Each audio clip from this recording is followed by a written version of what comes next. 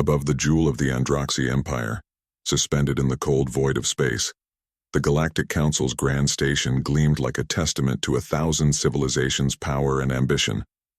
Ships of unimaginable variety, from the sleek organic constructs of the Vilex to the imposing steel monoliths of the Cathari, hovered in disciplined formation, each displaying the pride of their respective worlds. Humanity, new to this celestial court, arrived in a vessel far more modest but no less resolute. Inside, within the council chamber's massive domed hall, towering holograms depicted shifting sectors of space, trade routes, and recent political upheavals. The air shimmered with the hum of translators, filtering the cacophony of interstellar tongues into something comprehensible. In this ocean of diplomatic sharks, humanity was still learning to swim. Elias Voss strode forward, his uniform crisp, his posture neutral. He was no warrior, nor did he hold the fire-forged lineage of the species around him. He was something far more dangerous, a diplomat, a man who wielded words with the precision of a scalpel, carving out humanity's place in a galaxy that had already decided it did not belong. He had been summoned under the pretense of peace talks, a final negotiation to ensure that the blood-soaked war between the Androxy and the warlike Ruleth Dominion would not spiral into extinction. But he knew better. Humanity's presence here was tolerated, not welcomed. Today, they would try to remind him of that. Towering above most species, the Androxy were sculpted for war, broad-shouldered, horned, and draped in armor that seemed more ceremonial than functional. But their true weapons were not in the plating of their bodies or the blades at their hips. They were in their unwavering belief in honor through strength, in conquest as the birthright of the worthy, and in their eyes, humanity had neither. The Androxy had suffered their first great defeat in generations, their expansion halted by the fierce resistance of the Ruleth. Though the war had technically ended in a truce, honor demanded restitution. King Zalroth, the Emperor of the Androxy, had summoned this gathering under the guise of diplomacy, but everyone present knew the truth. This was about reasserting dominance. Seated upon a throne of polished obsidian, his deep crimson eyes fixed upon the human delegate, Zalroth was the embodiment of ruthless cunning. His scars told the stories of 1,000 battles. His presence alone was enough to make lesser species falter. And yet Elias Voss met his gaze without flinching. The silence in the chamber was absolute, as Zalroth rose. His voice, a low rumble of amusement and condescension, echoed across the hall. He spoke of honor, of tribute, of how peace must be sealed with offerings. Then, with a gesture as grand as it was theatrical, he presented Princess Cerexa. She stood at the base of the throne, clad in traditional Androxy ceremonial armor that did nothing to hide the truth. She was smaller than her kin, leaner, with eyes that carried the weight of a lifetime spent unwanted. Laughter erupted among the gathered dignitaries. They saw what this was, not an alliance, a humiliation. The Androxy had offered a worthless daughter to humanity, a people they saw as barely deserving of space among the stars. It was an insult wrapped in diplomacy, a way to make a mockery of Elias, of humanity, of everything their race was struggling to prove. The council chamber became a theater of derision. Some aliens chuckled, others exchanged knowing glances, already certain that Elias would decline. Zalroth waited, confident in the rejection that would follow, knowing that such refusal would reaffirm the weakness of both Cerexa and the humans. Cerexa did not flinch under the ridicule. She had expected this. Her whole life had been a long, slow rejection. To her father, she was a failure of lineage, born without the raw power to lead warriors into battle, without the instinct to dominate. Her exile had already been decided long ago. This was simply the most public form of it. She looked at Elias, her expression unreadable. He had every reason to reject her, every reason to turn away and let her be cast into obscurity. If he did, her life would be over in all but name. Elias saw what the others did not just a pawn, not just an insult, but an opportunity. Refusal meant playing into the Androxy's hands. Acceptance? That was something they hadn't anticipated. Elias's voice cut through the laughter with a calm, measured weight. He spoke, not as a defeated man, but as a strategist, as a tactician playing a game the others had not yet realized existed. He accepted the gift. The room plunged into silence. The laughter died, replaced by uncertainty, by a ripple of unease. The Androxy nobles shifted, some narrowing their eyes, others leaning forward as if suddenly aware they had miscalculated. Syrexa was no longer a discarded relic. She was now, by the rules of their own empire, a figure of consequence. The council murmured, whispers traveling like an unseen current. What did humanity gain from this? What did Elias see that they did not? And in that moment, as Elias turned to Syrexa and nodded ever so slightly, a silent understanding passed between them. They were no longer just diplomat and exile. They were players in a game far greater than anyone had foreseen. The silence that followed was unnatural, a vacuum of disbelief that pulled the air from the chamber. Just moments ago, the laughter had echoed off the council walls, filling the grand hall with the collective amusement of a dozen species, all reveling in humanity's anticipated humiliation. But now, the mood had shifted. Elias Voss stood unmoved, his expression unreadable, as if accepting an unwanted daughter of the Androxy throne was the most natural thing in the universe.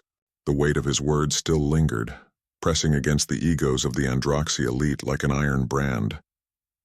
Among the gathered dignitaries, some observed with subdued curiosity, their expressions betraying a dawning realization. Humanity was not as naive as they had assumed. Others, particularly the Androxy nobles, seethed, their carefully crafted political maneuver now inverted into an unanticipated concession of power. The Androxy had offered a burden, expecting it to be refused, expecting their dominance to be reaffirmed. Instead, Elias had transformed their mockery into a maneuver they had no counter for. From the raised throne, King Zalroth's gaze darkened. The Androxy ruler did not move, but something imperceptible shifted in his stance. He had not anticipated this, and a predator does not enjoy being outplayed. For the first time, the Galactic Council saw humanity not as an amusing curiosity, but as a species willing to challenge the rules of the game. Not a prize, not a pawn. For the first time since she had been dragged before the council, Syrexa spoke. Her voice did not tremble, nor did it betray the emotions swirling behind her controlled exterior. Why? The word was sharp, dissecting the space between them. It was not gratitude, nor was it curiosity. It was a demand, an accusation. Elias regarded her carefully, understanding that the next words he spoke would define their fragile alliance. You don't belong to me, he said, measured and firm, but now neither do you belong to him. Syrexa stared at him as if assessing the strength of his conviction, searching for deception. The Androxy had dictated her worth since birth, had measured her in terms of power, influence, and physical prowess, had dismissed her as unworthy of all three. But humanity, a species she had been told was weak, was offering her something foreign, something unsettling. A choice. Her silence stretched between them, taut and unyielding, until finally she inclined her head ever so slightly, a motion so imperceptible it could have been imagined. A truce, if only temporary. Behind the facade of calm, Zalroth burned. He had played this game for decades, had orchestrated victories that shaped the Androxy Empire into what it was. Yet a mere human diplomat had unraveled his calculated move, with nothing but words and unshaken resolve. He would not allow it to stand. The nobility watched him, waiting for his decree, their own expressions betraying barely contained fury. The decision was unspoken yet unanimous. Syrexa could not be allowed to become more than what they had made her, and so the orders were given. Quietly, efficiently, the assassins would strike before the human delegation even left the station. A tragic accident, an unfortunate miscalculation in security. The problem would be removed before it could evolve into a true threat. And if Elias Voss perished alongside her? Even better. On the diplomatic channels of Earth, the fallout had already begun. The United Earth Council was divided. Some saw Elias's choice as an act of reckless defiance, one that risked war with the Androxy, a war humanity was not yet ready to fight. Others viewed it as a masterstroke, a move that had forced an enemy's hand while positioning humanity in an unanticipated seat of power. Sorexa was more than an individual now. She was a political artifact, a symbol with implications no one had yet fully grasped. The debate raged in closed chambers, but Elias had no time to entertain it. The consequences of his decision were already in motion, and so he prepared. For war, for diplomacy, for whatever came next. The ship departed under the guise of routine diplomatic travel, its course set for a neutral Earth-aligned colony, where Elias could reevaluate his next move. Sorexa remained distant, her posture controlled, but her silence carried weight. She did not yet trust humanity, nor did she fully grasp why Elias had chosen to defy her father's will instead of taking the safer, expected path. But trust was not built in words. It was forged in action, and in the shadows of space the assassins followed. The ship moved through the cold void, a sliver of steel and fire against the black canvas of space. Inside, tension coiled like a viper waiting to strike. Elias was no fool. He had seen the calculation in Zalroth's eyes before they left. The Androxy would not let Sorexa walk free. The attack came without warning. The first explosion rocked the hull, sending alarms screaming through the corridors. The second strike followed almost immediately, forcing emergency shields to flare to life. They were being boarded. Sorexa moved like a warrior, instincts honed through years of training. She fought as she had been taught, brutal, direct, unrelenting. But here, in the cramped corridors of a human vessel, she began to see the flaws in Androxy combat. She was used to fighting for dominance, not survival. The assassins were fast, ruthless, bred for a single purpose: eliminate the Imperial exile. Sorexa held her own, but the ambush had been tailored for her. They knew her weaknesses. She should have died in that moment. But Elias was there. He moved differently than Androxy warriors, using speed and precision where brute force would fail. He fought not to conquer, but to outthink, to outlast. And when the final assassin lunged, for Sorexa he did something no Androxy would have. He threw himself in front of her. The assassin fell before his shot could land. Sorexa stared, chest heaving, the realization settling into her bones. For the first time in her life, someone had valued her life over their own. The Androxy envoy arrived hours later, just as the fires from the attack were being extinguished. His arrival was expected, his message inevitable. Zalroth's decree was simple: return Sorexa, or prepare for war. The envoy delivered it with the cold detachment of a man who knew his words were law. There was no threat in his voice, no need for dramatics. The Androxy did not issue empty warnings. Elias listened, arms crossed, mind already working. He did not react to the mention of war, nor did he falter when the envoy detailed the consequences. Human, colonies targeted, supply lines cut, Earth itself forced into conflict. Sorexa said nothing. Her father had already tried to kill her. This was nothing more than formality. Elias's response was measured, but firm. She decides. The envoy hesitated. That concept did not exist in Androxy culture. Sorexa was property, lineage, a tool of legacy. Choice had never been part of the equation. And yet, standing beside Elias, Sorexa realized she had already made her decision. The moment the ship left the Galactic Council station, the hunt began. It started subtly. A flicker in the security feeds, a delayed response from the ship's automated defense grid. Then the attack came. A silent, calculated strike. The lights dimmed as the artificial gravity momentarily flickered. Elias reacted first. Instincts, sharpened from years navigating the precarious web of diplomacy, where words could kill as swiftly as weapons. He pulled Sorexa back just as a plasma bolt seared the air where she had stood. They were already inside. Sorexa moved instinctively, drawing the Androxy combat blade she had carried since childhood. But she quickly learned a brutal lesson. Human battles were different. Here, power was not dictated by size or brute force. It was stealth, precision, unpredictability. She had been trained to dominate the battlefield. But this was survival. Elias moved with measured efficiency, using cover, misdirection, tactics she had never been taught. The assassins were skilled, but they had underestimated one thing: human ingenuity in the face of death. By the time the last attacker fell, Sorexa was breathing hard, blade slick with blood. For the first time in her life, she felt vulnerable. Not because she was weak, but because she had fought by instinct, not strategy. Elias looked at her, reading the turmoil in her expression. He didn't offer reassurance, only a simple truth. "Your father didn't send them to take you back," he said. "He sent them to erase you."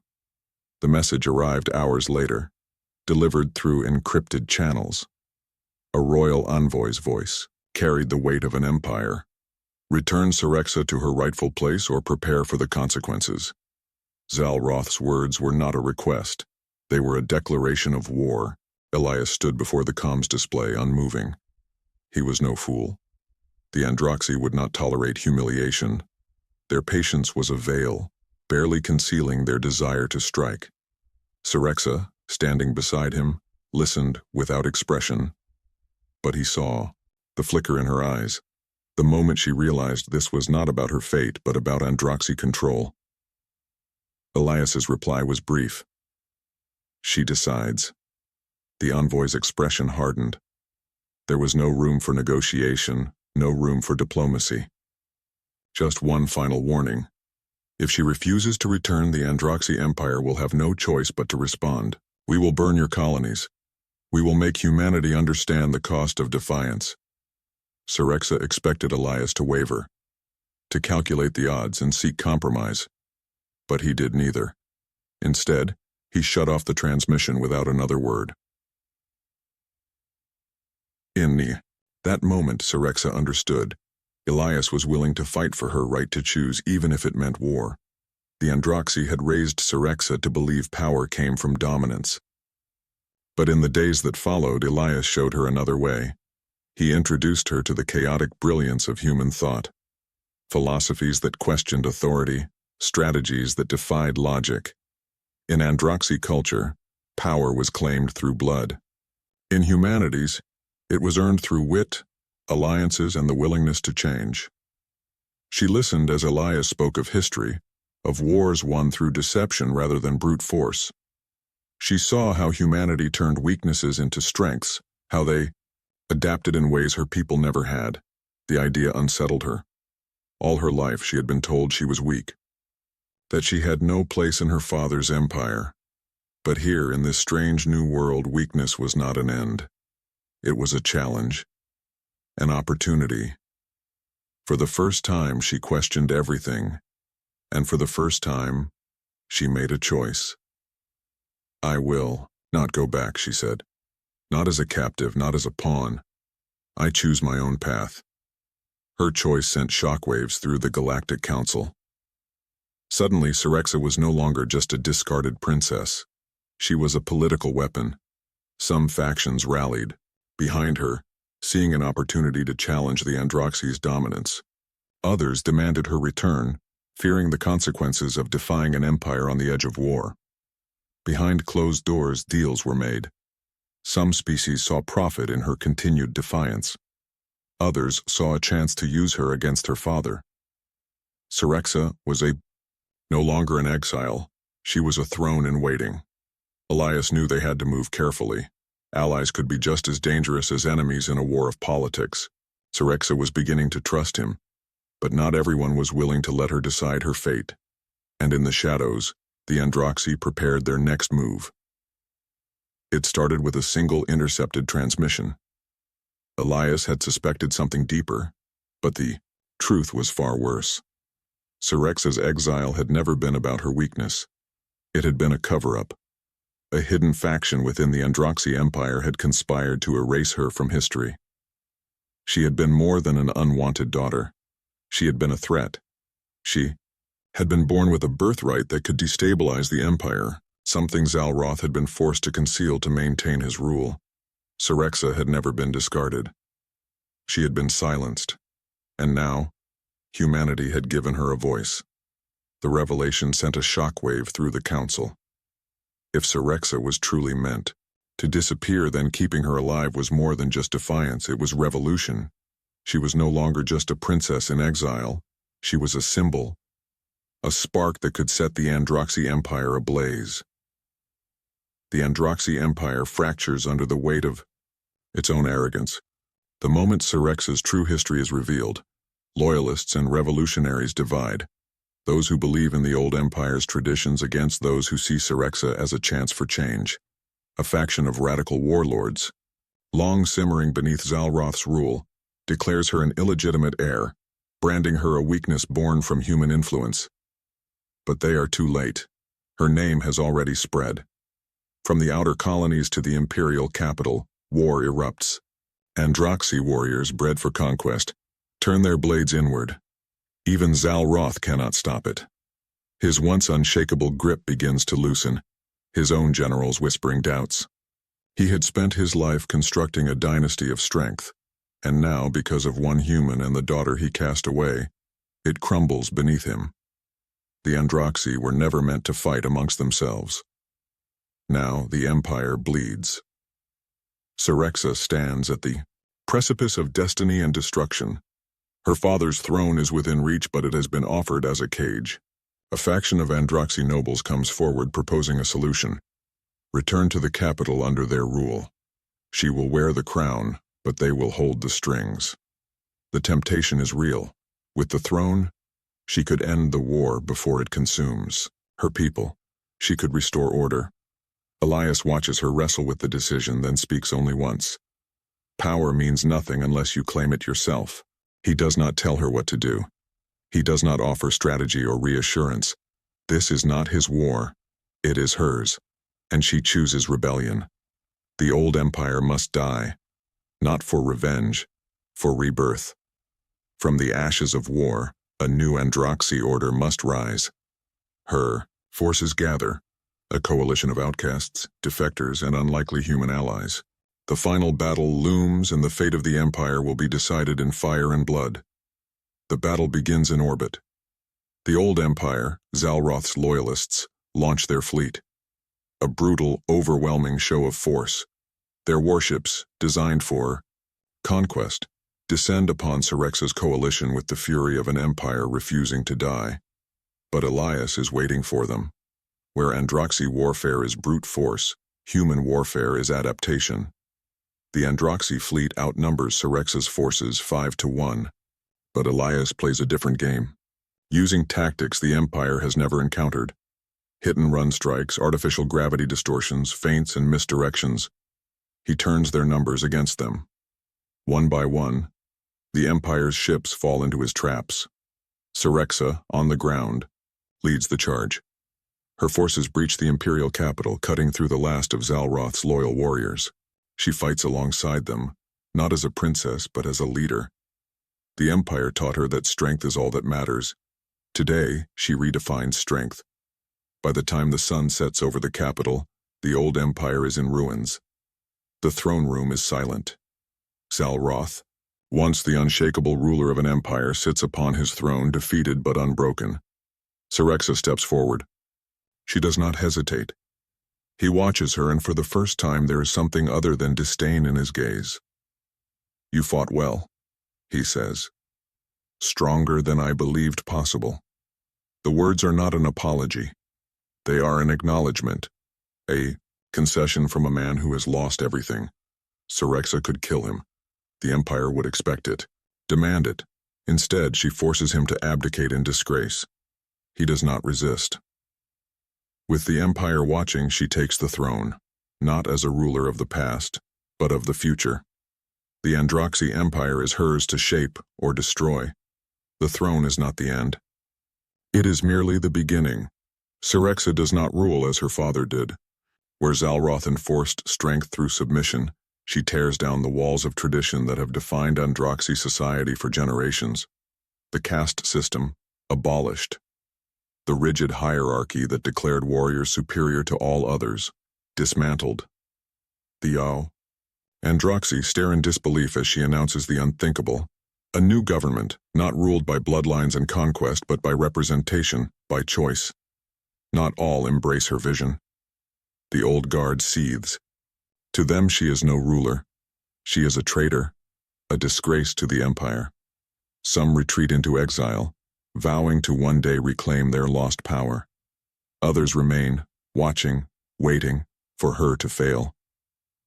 But there are also those who rise, scholars who had been silenced, workers who had toiled unseen, scientists, diplomats, engineers, the future of the Androxy people given a voice for the first time.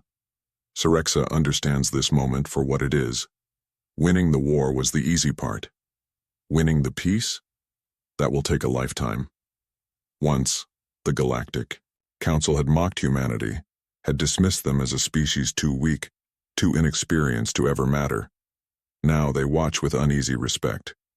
Sorexa's rise has done more than reshape an empire. It has elevated humanity's standing among the stars. Elias becomes a name spoken in hushed tones, a diplomat who turned an insult into an empire. Some call him a genius strategist, others a manipulative opportunist. Regardless of the perspective, no one ignores humanity anymore, but whispers grow in the council halls. Not everyone is pleased. Some see human involvement in the Androxy civil war as a dangerous precedent. If humanity can turn an exile into a ruler, what else are they capable of? Power shifts like a tide in the dark. Alliances form and dissolve, in secret. The galaxy does not like unpredictability, and Sorexa's rise has made everything unpredictable. The Androxy Empire is forever changed, but Sorexa does not celebrate. She does not bask in victory, for she knows this battle will never truly end. Her people are fractured. Some follow her vision with devotion, while others plot in the shadows, waiting for her to falter, and she wonders, can an empire built on war truly embrace peace? She watches as humanity too begins to shift. Once the underdog, they are now a power to be reckoned with. The lines between ally and opportunist blur. Peace, she realizes, is just another battlefield. She will have to fight for it. Every day, because if she fails, the old empire will return, and this time, it will not make the mistake of letting her live. The transmission arrives encrypted, bearing Sorexa's new imperial seal. Elias watches as the holographic projection flickers to life. The figure before him is no longer the exiled daughter of an empire, no longer the unwanted heir cast aside like a relic of shame. She is something new, something dangerous. Her posture is commanding, her voice laced with a quiet intensity that even he has never heard before. You once told me, she says, that power means nothing unless you claim it for yourself. The weight of her words lingers. I claimed it, Elias. And now the real war begins. She pauses, allowing the silence to breathe between them. A calculated move. A ruler's move. I hope humanity is ready for what comes next. Then the message ends. Elias exhales slowly, staring at the empty space where her image had been. There is no turning back now. She is no longer in exile. She is queen. By choice. By force. And the galaxy is about to learn what that means. The classified report lands on his desk. Top priority. High-level clearance only. He scans it once, then twice. There are already attempts on Sorexa's life. The old guard, those who see her reign as an abomination, have begun to move. Assassins. Political. Uprisings. Entire fleets defecting into the abyss, waiting for the moment to strike. She has made too many enemies too quickly.